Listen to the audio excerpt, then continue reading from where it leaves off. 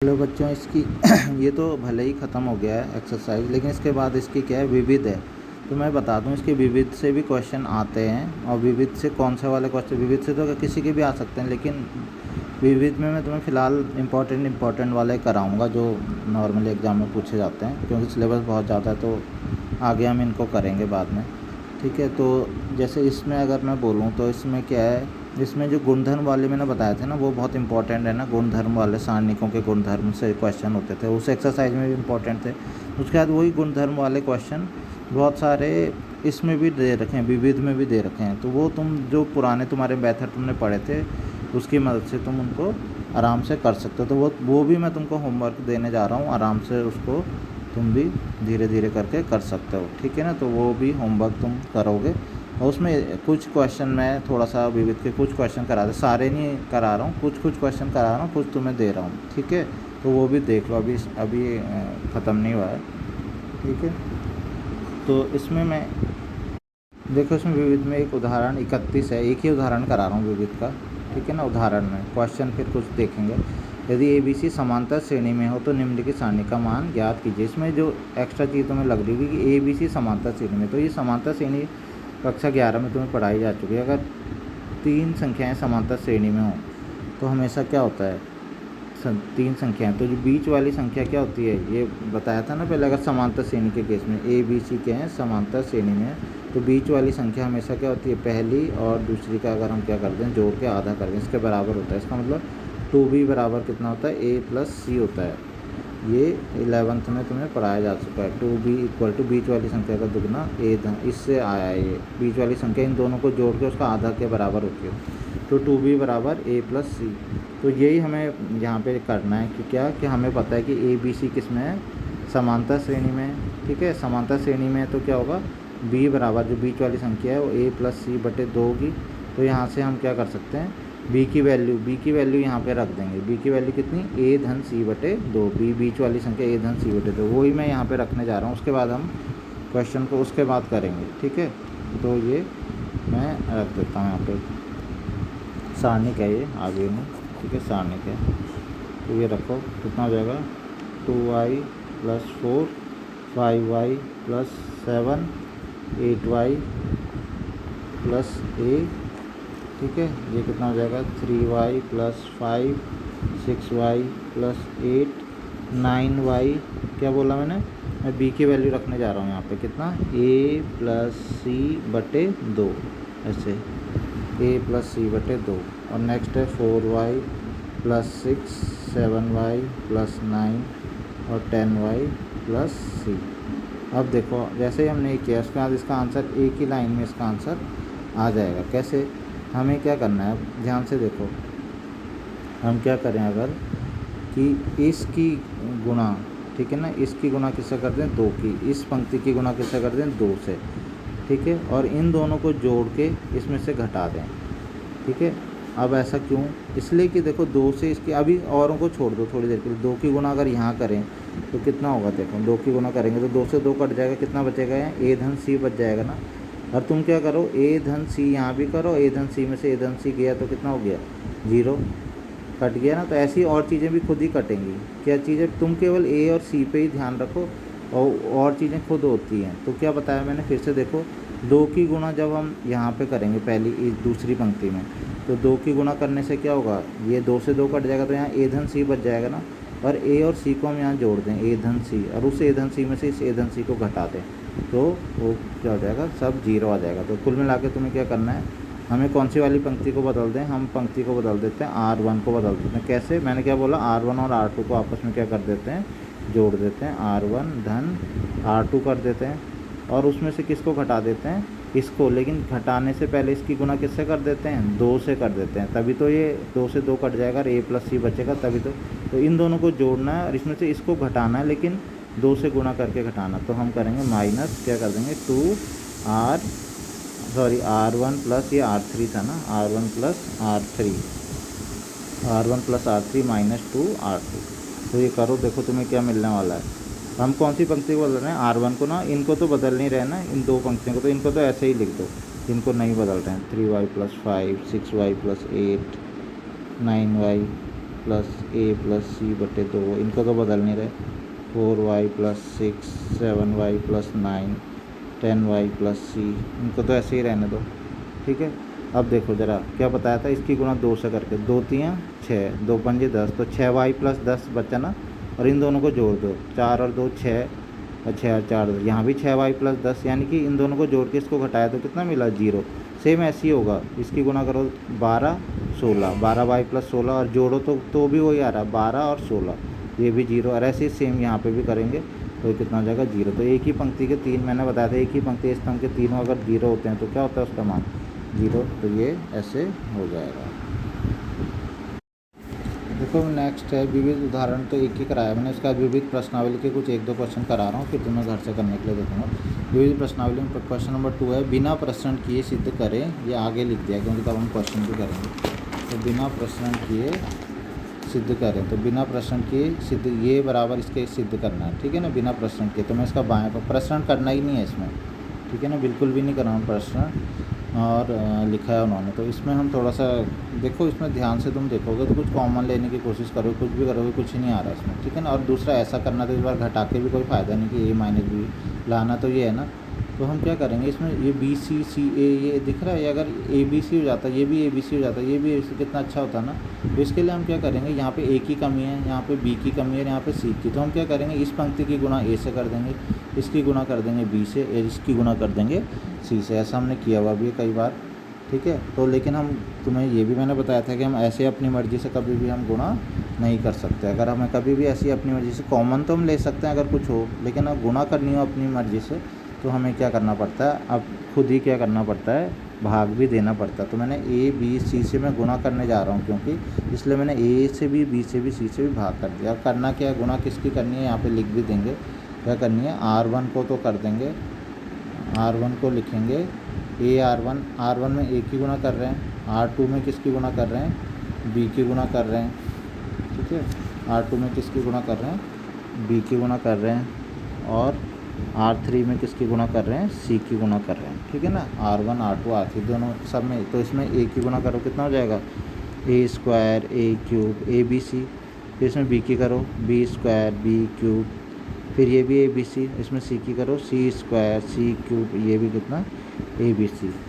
ठीक है, अब हो गया, हमने किया क्यों था ये, इसलिए किया कि अब ABC बन गया, तो अब इस ABC को, अब पहले मैंने ऐसे में गुणा करी थी ना, अब ऐसे में अब हम ABC कॉलम से क्या आ सकता है, कॉमन आ सकता है। तो ABC अब क्या ले लेंगे, एक ABC तो बटे में था, और एक ABC हमने यहाँ से कॉमन ले लिया, तो कॉमन लेंगे तो कितना आ जाएगा, देखो A², दूसरा हमने ऐसा करने का, ये भी था यहाँ A² था, यहाँ पे भी A² A³ था, यहाँ पे भी है, और यहाँ पे 1 1 1 की कमी रह गई थी ना खाली, तो वो 1 1 1 भी हमको यहाँ पे मिल गया है कॉमन लेने का। बस अब थोड़ा सा अंतर क्या रह गया कि पंक्ति आपस में थोड़ा सा अगर सही हो जाती तो अच्छा था। ठीक है, तो आपस में भी हो जाएंगी। ऐसा करते हैं, पहले इसको और इसको बदल देते हैं, तो यहाँ से A² अपनी सही जगह में आ जाएगा। ठीक है, तो पहले हम चेंज करते हैं, यहाँ से कट गया, तो हम क्या करते हैं, पहले इसको और इसको किसको चेंज कर लेते हैं, R1 interchange C1 interchange C1 और C3 को बदल देते हैं आपस में। ठीक है, किसी को भी तुम कर, मतलब पहले एक को सही जगह पे लाओ, किसी को मान लो मैं 1 1 को ही सही जगह पे लाना चाहता हूँ, तो C1 और C3 को बदला तो 1 1 1 यहाँ आ गया। ठीक है, एक बारी में एक सही हो जाएगा ना, एक सही जगह में पहुँच जाएगा। ठीक है ना, दोनों तो नहीं पहुँचेंगे, एक सही जगह में पहुँच गया, एक पहुँच गया सही जगह में, ये तो अब इनको सही जगह पे पहुँचाना है, इनको भी अगली बारी में बदल दो, तो क्या हो जाएगा, अगली बारी में फिर इनको चेंज कर दो। तो किसको चेंज किया पता चल रहा होगा तुम्हें, इस बार बदला है C2 को चेंज किया किसके साथ, C3, C2 को चेंज किया किसके साथ, C3 के साथ चेंज किया, तो ये भी हो गया। तो इस तरीके से ये राइट हैंड साइड हमारा आ गया। नेक्स्ट है क्वेश्चन नंबर 12 है, इसमें प्रश्नावली का, तो विविध प्रश्नावली का प्रश्न नंबर 12 ये दे रखा है, x² 1 प्लस, ये सारणिक दे रखी है, इसे सिद्ध करना है 1 plus pxyz into x minus Y. तो मैंने बताया था जैसे कि हम क्या करेंगे, सारणी, और ऊपर पे लिखा हुआ है कि सारणिकों का गुणधर्मों का प्रयोग करते हुए प्रश्न नंबर 11 से 15 तक कीजिए। तो सारणिकों का गुणधर्मों का प्रयोग करते हुए इसे करना है। ठीक है, गुणधर्मों का प्रयोग मतलब गुणधर्म कर सकते हैं, लास्ट में प्रसार भी कर सकते हैं, कोई दिक्कत नहीं है, बिल्कुल लास्ट में। तो इसमें क्या करना है, देखो मैंने तुम्हें जो चीज़ बताई थी, मैंने बोला था फैक्टर देखते हैं, 1 2 3 4 है ना, 4 में से 3 भी बाहर आ गए ना, 3 भी मिल जाते हैं तो हमारा काम हो जाता है, ठीक है। लेकिन इससे मिलता जुलता प्रश्न कुछ हमने प्रश्नावली में इसके जब ये प्रश्नावली चल रही थी तो उसके उदाहरणों में किया था ये, ठीक है। तो इसके हम लेफ़्ट हैंड साइड लेते हैं, लेफ़्ट हैंड साइड इसको लेते हैं, सॉल्व करते हैं इसे। तो थोड़ा सा अगर तुम्हें ध्यान आए तो याद करो, इससे मतलब वो कुछ और था क्वेश्चन, लेकिन इससे रिलेटेड था थोड़ा सा। कौन सा वाला रूल लगाएंगे इसमें? इसमें सबसे पहले लगेगा वो जो सारणी को हम 2 पदों के रूप में लिख सकते हैं ना, यहाँ देखो 2 पद के रूप में, इसका अगर उसकी कोई पंक्ति या कोई स्तंभ, तो यहाँ पे स्तंभ 2 पदों के रूप में, तो पूरी सारणी को भी हम 2 पदों के रूप में लिख सकते हैं, ठीक है। तो मैं 2 पदों के रूप में सारणी को 2 सारणी के रूप में इस सारणी को तोड़ दूंगा, 2 सारणिकों के योग के रूप में, 2 सारणिकों के योग के रूप में हम पढ़ चुके हैं पहले ही, 2 सारणिकों के योग के रूप में। पहली सारणिक प्लस दूसरी कैसे लिखते हैं? पहली सारणिक में यही स्तंभ तो यही आ जाएंगे, ठीक है ना। जो तीसरा वाला स्तंभ है वो क्या है? इसका 1 1 1 1 ये लेते हैं, ये तुमने पढ़ा हुआ पहले। फिर अगली जब हम प्लस लेंगे, हम दूसरी सारणिक जब बनाएंगे, इसके तो पहले वाले यही लिए जाते हैं, इसमें तो कोई दिक्कत नहीं है। एक्स स्क्वायर वाई स्क्वायर, ठीक है, जेड स्क्वायर, ठीक। नेक्स्ट है यहाँ पर आएगा एक्स स्क्वायर, थोड़ा सा नहीं। इसके बाद नेक्स्ट है यहाँ से, अब 1 1 तो हमने यहाँ ले लिया था, तो अब यहाँ पे क्या बचा? P X cube P Y cube P Z cube, ठीक है, ये हो गया। अब हम क्या करेंगे?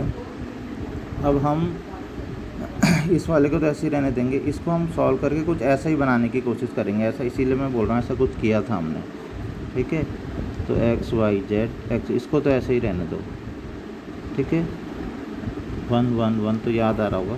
तो क्या करना चाहिए हमें इसमें सबसे पहले हमें ये करना चाहिए कि इस पंक्ति में देखो ध्यान से, क्या कॉमन आ रहा है?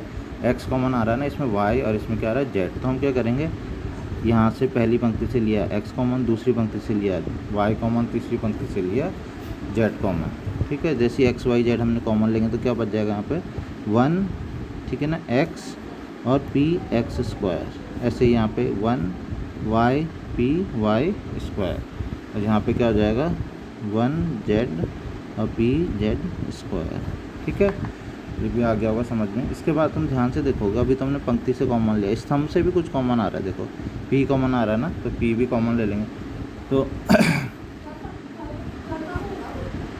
X Y Z X square, ठीक है ना, वाई स्क्वायर जेड स्क्वायर 1 1 1, तो यहाँ से हम क्या कॉमन ले लेंगे? पी भी कॉमन ले लेंगे, पी एक्स वाई जेड से पूरा कॉमन आ गया। पी इस बार स्तंभ से लेंगे तो 1, ये तुम लिखोगे भी बातें, ठीक है ना, ये तुम लिखोगे भी कि R1 से ये कॉमन एक्स लेने पर, ये ब्रैकेट में लिखना चाहिए तुम्हें एग्जाम में हमेशा, R2 से या R3 से। अब यहाँ पे C3 से P कॉमन लेने पर ये लिखना है, ठीक है। तो एक्स वाई जेड, C3 से P कॉमन लिया तो कितना हो जाएगा? एक्स स्क्वायर वाई स्क्वायर और जेड स्क्वायर, ठीक है। तो अब तुम देखोगे लगभग ऐसा हमें मिल गया, देखो 1 1 1 यहाँ भी है, एक्स वाई जेड यहाँ पे भी, X square Y square Z square यहाँ भी, बस केवल आपस में पंक्ति स्तंभों को चेंज ही तो करना है, ठीक है। तो हम वो काम भी कर लेते हैं, किसी को भी, या तो इसको ऐसा बनाओ या इसको ऐसा बनाओ, मान लो हम इसी को बना लेते हैं, ठीक है। या चलो इसको बना लेते हैं, इस वाले को, ठीक है। तो इसको हम ऐसा बना लेते हैं। इसके लिए हम क्या करेंगे? सबसे पहले यहाँ पे एक्स वाई जेड चाहिए ना, तो हम इन दोनों को आपस में बदल देते हैं, किसको? C1 और C2 को सबसे पहले आपस में बदल देते हैं। तो एक्स वाई जेड इसको ऐसे ही रहने देते हैं, X square Y square Z square 1 1 1, ठीक है, plus P X Y Z. और हमने क्या किया? किस किस को बदला? C1 और C2 को आपस में इंटरचेंज कर दिया, ऐसा हम कई बार कर चुके हैं। तो C1 इंटरचेंज C2, ठीक है, C1 इंटरचेंज C2। तो हमने इसको बदल लेंगे। अभी भी हमने केवल एक्स वाई जेड सही कर पाए, ये नहीं कर पाए ना, इसका अब हमें क्या करना है? C2 और C3 को इंटरचेंज करना है, ठीक है। तो बिल्कुल ऐसा बन जाएगा, जैसे C2 इंटरचेंज C3 किया तो ये बिल्कुल एग्जैक्ट एक जैसे ही दोनों बन गया। एक जैसे हम क्यों बनाना चाह रहे होंगे? इसलिए बनाना चाह रहे थे कि अब हम क्या कर सकते हैं, इसको और ये एक जैसे हैं तो इनको क्या ले सकते हैं, यहाँ पे कॉमन ले सकते हैं हम, ये पूरी सारणी को कॉमन ले सकते हैं। तो पूरी सारणी को अगर मैं कॉमन ले लूँ, एक्स स्क्वायर 1, वाई स्क्वायर 1, पहले भी कुछ ऐसा काम किया था हमने उदाहरण में, ठीक है ना।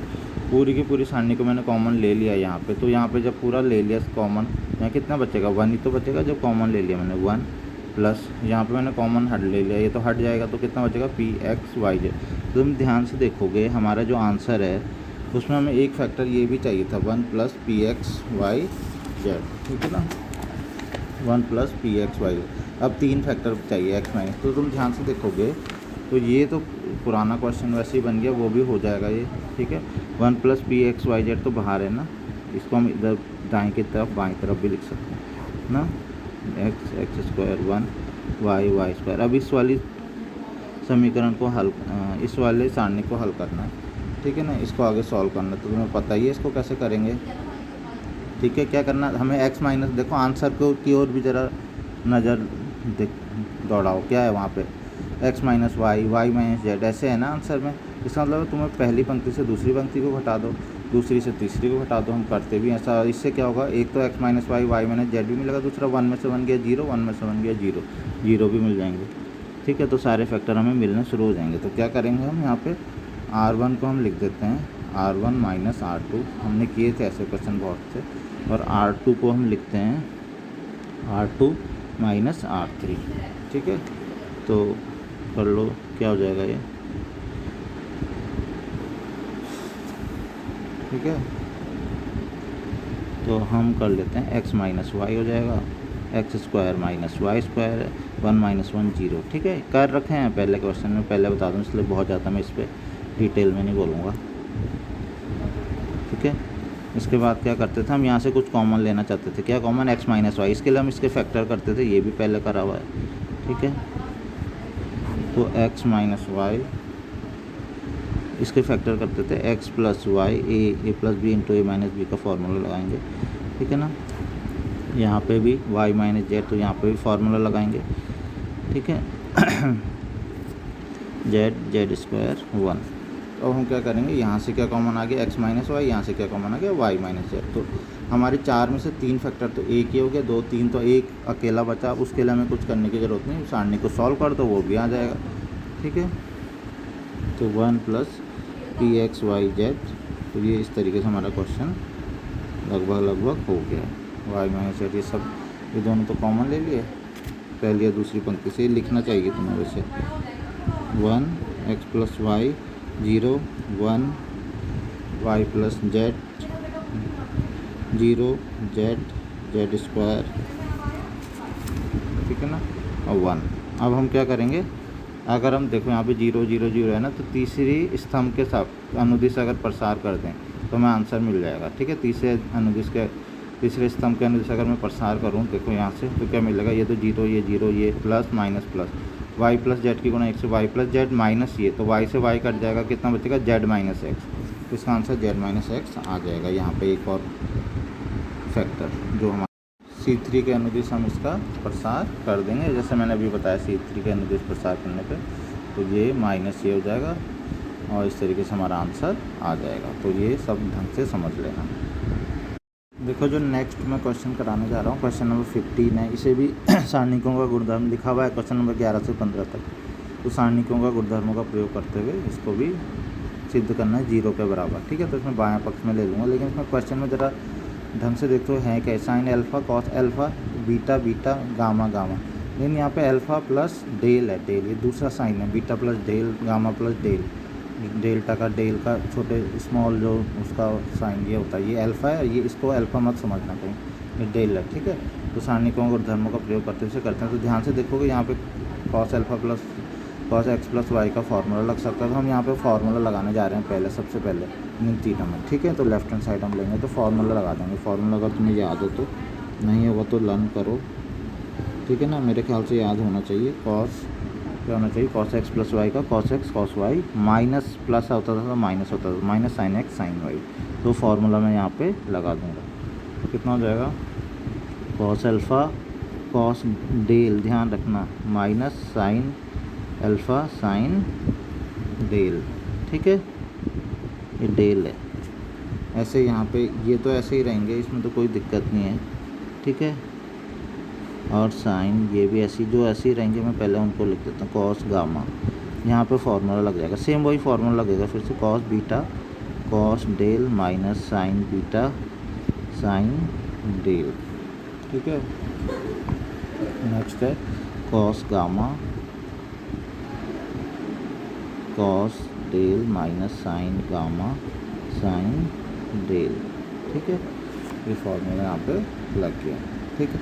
अब क्या करेंगे, फिर से हम इसमें अभी अभी जो हमने पढ़ा है कि अगर हम क्या हो कोई एक पंक्ति या स्तंभ दो पदों के रूप में, तो यहाँ पे दो पदों के रूप में दिख रहा है, ये कॉस अल्फा कॉस, एक पद ये फिर दूसरा वाला ये, दो पदों के योग के रूप में। योग इस, अब तुम बोलोगे योग नहीं, ये तो घटाना है, तो योग घटाना भी तो एक तरीके से योग ही होता है। अगर हमने ऐसे लिखा हुआ है 5-3 लिखा हुआ है, तो इसका मतलब क्या होता है, इसमें प्लस में नहीं लिख सकते। 5 धन कितना होता है -3 ही तो होता है, ये भी 5 में -3 जुड़ा हुआ है, सेम ऐसे ही है यहाँ पे। जैसे योग, ये भी योग के रूप में ही एक तरीके से एक बारी में हम खाली ये लेंगे पूरा, और दूसरी बारी में हम माइनस भी ले लेंगे साथ में, ठीक है। तो दो सारणिक अलग अलग इसमें बन सकती है, तो दो सारणिक हम इसको बना के लिखेंगे। आ गया होगा समझ में। एक सारणिक में हम खाली कॉस अल्फा कॉस ये डेल ये वाली स्तंभ का जो ये वाला पोर्शन है ये वाला लेंगे, तो दूसरे में हम माइनस के साथ ये वाला लेंगे, दो सारणिकों को प्लस कर देंगे, ठीक है। तो अब मैं लिख लेता हूँ, ठीक है। तो मैंने इसे अलग अलग करके लिख लिया। जैसे हमें पता ही था अलग क्या लिखना, तो पहला स्तंभ और दूसरा स्तंभ तो वैसे ही लिखना था दोनों में, बस ये जो लास्ट का जो स्तंभ है उसमें पहला वाला पोर्शन तो यहाँ पहले सारणिक में लिखना है, दूसरा माइनस वाला दूसरे में लिखना है, ये मैंने समझा दिया था अभी। अब इन दोनों सारणिकों को हल करेंगे, तो हल कैसे करेंगे, ठीक है। तो हल करने के लिए हम इसमें से देखोगे तो इस वाले स्तंभ में देखो ध्यान से, कुछ कॉमन आ रहा है, cos del cos del cos del आ रहा है ना। तो यहाँ पे कॉस डेल को हम क्या ले लेंगे, कॉमन ले लेंगे, किससे, तीसरी स्तंभ से, इस पहली सारणी के तीसरे स्तंभ से। यहाँ पे भी कुछ कॉमन आ रहा होगा, देखो साइन डेल लेकिन साथ में माइनस भी है ना, minus sine del minus sine del minus sine del, ये कॉमन। यहाँ से कॉस डेल कॉमन ले लेंगे, यहाँ पे minus sine del minus sine del minus sine del, तो ये समझ में आ गया होगा। तो हम इसको कॉमन ले लेंगे, तो लो इससे कॉमन लिख लेता हूँ मैं। ये मैंने कॉमन करके लिख दिया यहाँ पे, ठीक है ना। यहाँ से कॉमन ले लिया मैंने, कॉस डेल ये बाहर लिख लिया, ये इतना बचा, और यहाँ से मैंने साइन डेल बाहर ले लिया, माइनस साइन डेल, ठीक है, ये बाहर कॉमन ले लिया, तो इतना बचा। अब तुम ध्यान से देखोगे तो अब यहाँ पे देखो कुछ नहीं करना है इसमें, देखो cos alpha cos beta cos gamma, cos alpha cos beta cos gamma, देखो दो C2 और C3 के अवयव एक समान है ना। मैंने क्या बोला था, कुछ एक प्रॉपर्टी होती है किसी भी एक दो पंक्तियाँ या दो स्तंभों के अगर अवयव बिल्कुल संगत अवयव समान हो तो क्या होता है, उस पूरी की पूरी सारणी का मान कितना होता है, 0 होता है, ठीक है। तो ये देखो ये भी एक मैंने गुणधर्म बताया था तुम्हें, ठीक है। तो ये दोनों, ये तो इस सारणी का मान कितना हो जाएगा, 0। ऐसे यहाँ पे भी देखो C1 और C1 और C3 भी समान है, sine alpha sign beta sign gamma, तो ये भी कितना हो जाएगा, 0। तो तुम यहाँ पे क्या लिखोगे, cos del into 0 minus sine del into 0, लेकिन यहाँ पे लिखोगे क्या लिखोगे, इस वाली सारणिक में क्या है, तो पहली सारणिक में क्या है, कौन से C2 तथा C3 क्या हैं, समान है, ठीक है। और दूसरी में क्या है, दूसरी सारणिक में C1 तथा C3 समान है, अतः क्या होगा, सारणिकों का मान क्या होगा। ये लिखना भी है सारणिकों का कि क्यों तुमने 0 कर दिया, ऐसे नहीं कि बस खुद से तुम्हें आता है, तुमने क्या खुद से तुम्हें आता है और बस तुमने एग्ज़ाम में सीधा 0 कर दिया। ऐसे ही जो कॉमन लिए हैं वो भी एग्जामिनर को बताओ कि कॉमन हमने कहाँ से लिए हैं, वो मैंने अभी लिखा नहीं है पीछे, वो तुमने लिखना है, ठीक है। तो एग्ज़ाम में नहीं तो तुम्हें नंबर कम मिल सकते हैं। तो इस तरीके से ये क्वेश्चन हो गया, इसका आंसर कितना आ जाएगा, 0। या हमें राइट हैंड साइड जो प्रूव करना था वो आ गया। फर्स्ट में जो क्वेश्चन करा रहा हूँ, क्वेश्चन नंबर 17, प्रश्न नंबर 17, मैं सारे इसके क्वेश्चन नहीं करा रहा हूँ, इंपॉर्टेंट कुछ करा रहा हूँ, कुछ तुम्हें घर से करने के लिए दूंगा, ठीक है। तो प्रश्न नंबर 17, यदि ABC समांतर श्रेणी में तो सारणिक का मान, इसमें क्वेश्चन ये का मान ज्ञात करो, ठीक है ना, ज्ञात करो। ये जो सारणिक है इसका मान ज्ञात करना है कि कितना आएगा सॉल्व करके। तो अगर देखा जाए तो वैसे मुझे कराने की ज़रूरत नहीं है। ऐसा सेम क्वेश्चन मैंने अभी जो उसमें था उदाहरण में एक क्वेश्चन था ऐसे ही समांतर श्रेणी से रिलेटेड, ठीक वैसे ही सेम वैसे स्टेप इसमें भी लगेंगे, ठीक है। तो उसमें क्या बताया था मैंने, उसमें मैंने तुम्हें बताया था क्योंकि समांतर श्रेणी में ए बी सी अगर समांतर श्रेणी में है, ठीक है ना, ए बी सी अगर किसमें है, समांतर श्रेणी में है, ठीक है, तो उस केस में क्या होता है, b इक्वल टू जो बीच वाला है वो क्या होता है a प्लस सी बटे 2। तो यहाँ से 2b, यहाँ पे तो 2b लिखा है ना, देखो 2b, वहाँ पे तो खाली b था तो हमने b का मान रख दिया था। देखिए यहाँ पे 2b लिखा है ना, तो हम यहाँ पे 2b का मान रखेंगे, तो 2b ये तो हमारे लिए और आसान हो जाएगा। 2b इक्वल टू कितना था, हो गया a धन c हो गया, तो 2b को मैं लिख दूँगा a धन c, क्योंकि ये उसमें है, ठीक है। ये क्वेश्चन लगभग क्या वैसा ही है, सेम वैसा ही है। x plus 4 X plus 2b की जगह क्या लिखा, a plus C, X plus 4 X plus 5 X plus 2c, same वैसा ही है ये, ठीक है, बल्कि मुझे कराने की ज़रूरत नहीं थी इसका। उस वाले क्वेश्चन में क्या किया था हमने, उस वाले क्वेश्चन में ध्यान से देखो तो हमने ये किया था, हमने चेंज किया था, किसको चेंज किया था, r1 को चेंज किया था। कैसे चेंज किया था हमने, r1 को ऐसे चेंज किया था कि r1 और r2 दोनों को आपस में जोड़ दिया था, r1 और r2 आपस में जोड़ दिया था, मतलब उससे क्या होगा 2a प्लस 2c हो जाएगा। हमने इसको a c को देखते हुए ऐसा किया था, 2a प्लस 2c ये दोनों जुड़ गए, और उसमें से इसको घटाया था। लेकिन कैसे घटाया था, पहले इसकी गुणा किससे कर दी थी, 2 से गुणा करने से क्या हो जाएगा 2a 2c। तो जब इससे इसको घटाएंगे तो ये सब आपस में क्या हो जाएंगे, कट जाएंगे। तो हमने क्या किया था, r1 को हमने चेंज किया, कैसे, r1 में हमने किसको जोड़ा, r2 को जोड़ा, और फिर उसमें से 2 गुणा r1 में हमने r3 को जोड़ा, ठीक है। सेम ऐसे ही पहले भी किया था, r1 में हमने r3 को जोड़ा, इसमें से 2 r2 को घटा दिया, ठीक है, 2 r2 को हमने घटा दिया, 2 गुणा r2 की गुणा 2 से करके घटा दिया। इसका मतलब हमें इसमें r1 ही को चेंज करना है ना, तो r1 को चेंज करना तो हम सबसे पहला काम ये करते हैं कि हम इसको ऐसे ही लिख देते हैं जिसको हमने चेंज करना ही नहीं है। ये ऑप्शन वाला क्वेश्चन है, उसमें ऑप्शन में आंसर दे रखे हैं 0 1 2 3 जो भी हैं, कुछ ऐसे आंसर दे रखे हैं कि A option, B option, C option, ठीक है। तो यहाँ से हमने क्या किया, इन दोनों को जोड़ा, तो ध्यान से देखो इन दोनों को जोड़ के एक्स प्लस एक्स कितना हो जाएगा 2x, और 4 और 2 कितना हो गया 6, तो 2x प्लस 6 हो गया। और इसकी गुणा करो जरा, क्या होगा 2x और 2 3 6, तो 2x प्लस 6 ही आया, यानी कि इन दोनों को जोड़ के भी वही आ रहा है और इसकी 2 से गुणा करके भी वही। तो जब इनको घटाएंगे आपस में तो कितना हो जाएगा 0। ऐसे ही सेम ऐसे ही इनको जोड़ो, 2x प्लस 5 और 3 8 आ जाएगा, लेकिन 2 की गुणा इससे करो तो भी वही आएगा 2x प्लस 8, तो इसका मतलब ये भी 0। और नेक्स्ट है, इन दोनों को जोड़ो कितना आएगा, इसको और इसको जोड़ो 2x plus 2a plus 2c, और 2 की गुणा इससे करो तो भी क्या आएगा 2x plus 2a plus 2c। इसका मतलब फिर से इसको घटाने के कितना आएगा 0 आ जाएगा।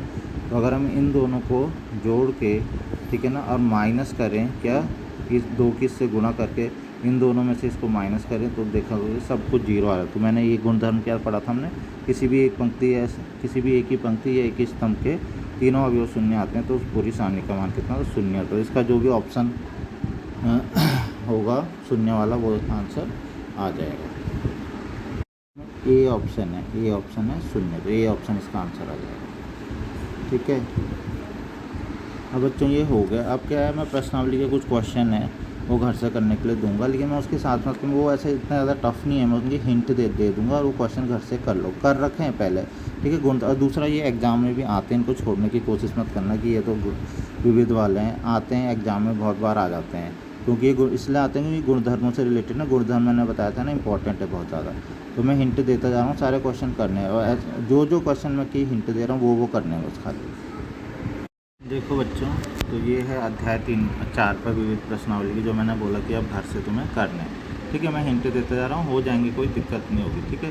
सबसे पहले देखो, सिद्ध कीजिए, ये है सिद्ध कीजिए कि सारणिक ये थीटा से स्वतंत्र है, ठीक है। थीटा से स्वतंत्र का मतलब क्या, स्वतंत्र मतलब आज़ाद ना, मतलब कहने का मतलब है जब इसमें सिद्ध करना क्या है, पहले तो ये समझ लो, सिद्ध ये करना कि जब इसका सॉल्यूशन तुम निकाल लोगे ना तो आंसर में थीटा नहीं आएगा, यही है बस इसका मतलब। पहले कहीं तुम्हें ये नहीं आया समझ में करना क्या है, तो इस सारणी को सॉल्व करना है और इस सारणी को आगे करते जाना, लास्ट में जब इस सारणी का जो मान आएगा उसमें थीटा नहीं होगा, बस ये। तो इसके लिए कोई गुणधर्म की मुझे लग नहीं रहा कि ज़रूरत है इसमें कोई गुणधर्म लगाने की, सीधा इसमें तुम प्रसार कर दोगे, मतलब तुम सीधा R1 के साथ अनुदिश या C1 के R1 के अनुदिश सीधा प्रसार करना, करते जाना थोड़ी देर।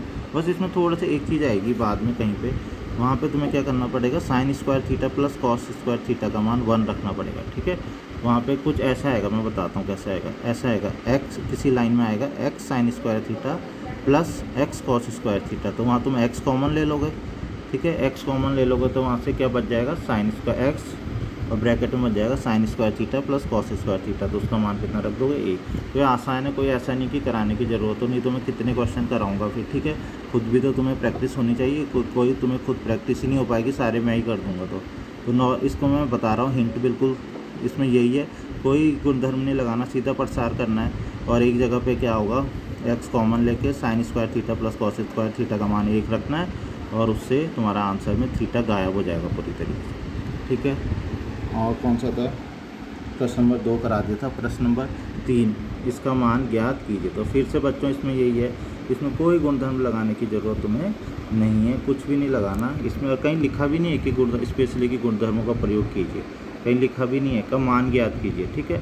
कोई गुणधर्म नहीं लगाना, सीधा किसके साथ, इसमें एक 0 दिखाई दे रहा है ना, वैसे तो तुम R1 के अनुदिश भी प्रसार कर सकते हो, लेकिन इसमें तुम्हें एक 0 दिखाई दे रहा है, तो इससे तुम्हारा फ़ायदा होगा ना। तो C3 के अनुदिश प्रसार इसका कर देना और आंसर तुम्हारा आ जाएगा, इजीली आंसर आ जाएगा, कोई दिक्कत वाली बात नहीं है। बाद मैंने चौथा छोड़ दिया, चौथा रहने तो मैंने कराया भी नहीं और रहने तो इसे।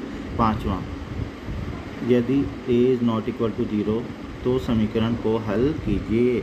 आ रखा है पेपर उसमें एग्जाम में, पहले बता दूँ तुम्हें, ठीक है। तो तुम अगर ये सोचो कि विविध के नहीं आते, तो विविध के आते हैं, खासकर गुणधर्म वाले इसमें ज़रूर आते हैं, ठीक है। तो एग्जाम में आ रखा तो इतना सबसे पहले तो क्वेश्चन को मतलब समझ लेना, करना क्या, कई बार समझ ही में नहीं आता। तुम पढ़ोगे, इसको हल कीजिए, सीधा तुम क्या लग जाओगे, मुझे पता है तुम लेफ्ट हैंड साइड में लग जाओगे, इसको सॉल्व करते रहोगे, सोचोगे कि किसी तरीके से लेफ्ट हैंड साइड का मान 0 निकाल लेना है हमने।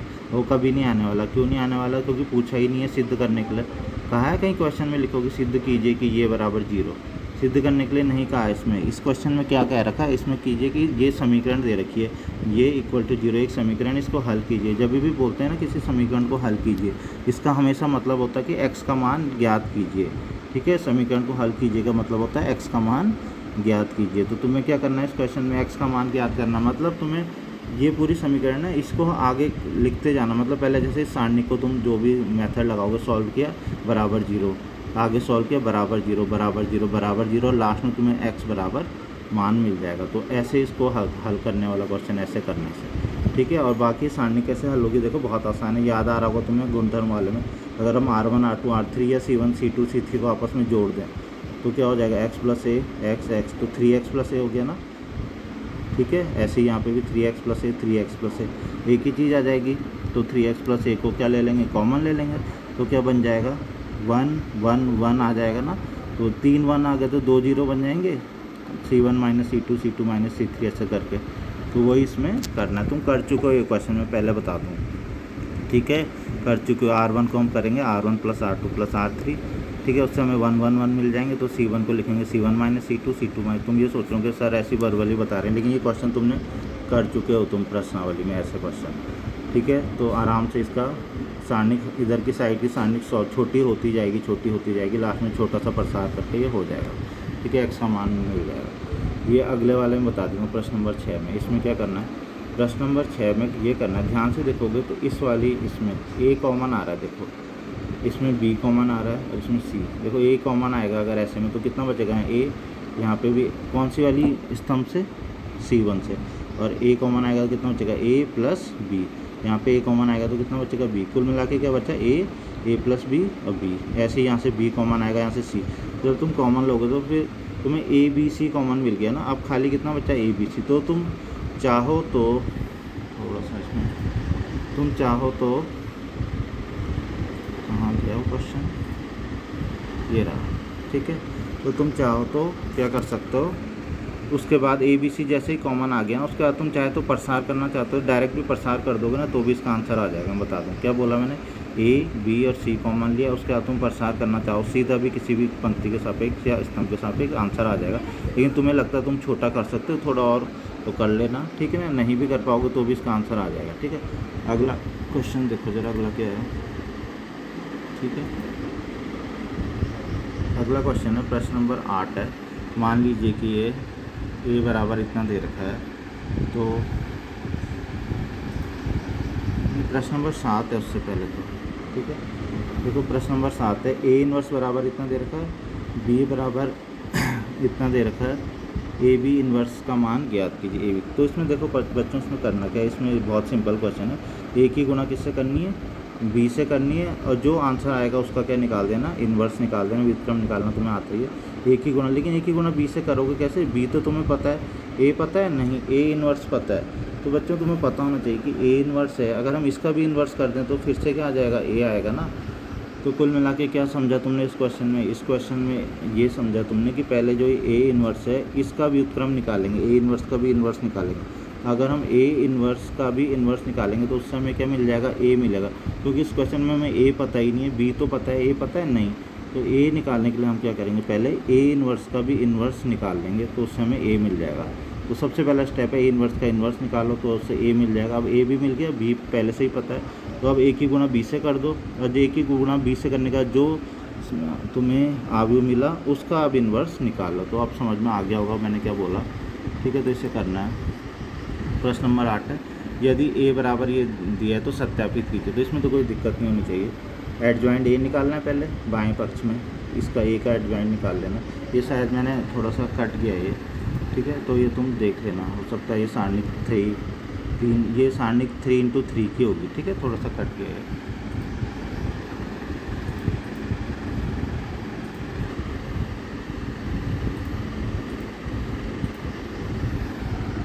ये इतनी छोटी नहीं होगी सारणिक थी, क्योंकि वर्ग आव्यूह चाहिए होता है ना हमें, तो 3x3 की होगी। इसमें एक पंक्ति और होगी जो दिखाई नहीं दे रही, गलती से कट गई। कुल मिला के इसका तुम्हें एडजॉइंट ए निकालना है, निकालना आता ही है, ठीक है, सहखंडक। और जो एडजॉइंट ए आएगा उसका तुम्हें क्या करना है, एडजॉइंट ए सारणिक आएगी, वो आव्यूह आएगा ना एडजॉइंट ए, वो जो एडजॉइंट आएगा अब उसका इन्वर्स निकाल देना, उसका व्युत्क्रम निकाल देना।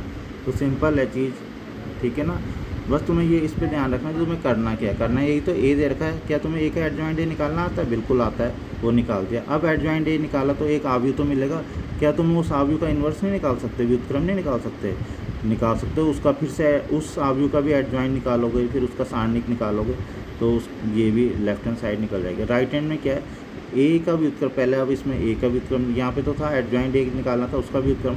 अब पहले ए का व्युत्क्रम निकालो, जो ये ए है इसका व्युत्क्रम आता है तुम्हें निकालना, हाँ आता है। इसके बाद इसका व्युत्क्रम जो आव्यूह मिलेगा, क्या तुम उसका एडजॉइंट निकाल सकते हो, फिर ए इन्वर्स का एडजॉइंट वो भी कर सकते हो, तो इजीली ये हो जाएगा। थोड़ी सी कैलकुलेशन तो होगी, बिल्कुल होगी, ठीक है ना। इजीली से मेरा मतलब है कि प्रोसेस का जो तरीका है वो इजी है, ठीक है ना। करना कैसे है मतलब ये तुम्हें समझ में आ गया होगा सबको।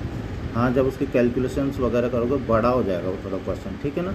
ये होगा बस, प्रोसेस आसान है लेकिन उसे करना थोड़ा सा आगे ये, ठीक है। ए इन्वर्स का इन्वर्स इक्वल टू ए, क्या सिद्ध करना है, यानी कि ए इन्वर्स मतलब पहले इस ए का तुम्हें व्युत्क्रम निकाल लेना, फिर जो ए का व्युत्क्रम आएगा उसका दोबारा से व्युत्क्रम निकालना, तो तुम्हें क्या मिल जाएगा, यही मिल जाएगा। दाएं पक्ष तो यहाँ है ही दे रखा, बायां निकालना, खाली ए का व्युत्क्रम निकालो, जो आया उसका एक और 2 बार व्युत्क्रम इसमें निकाल लोगे।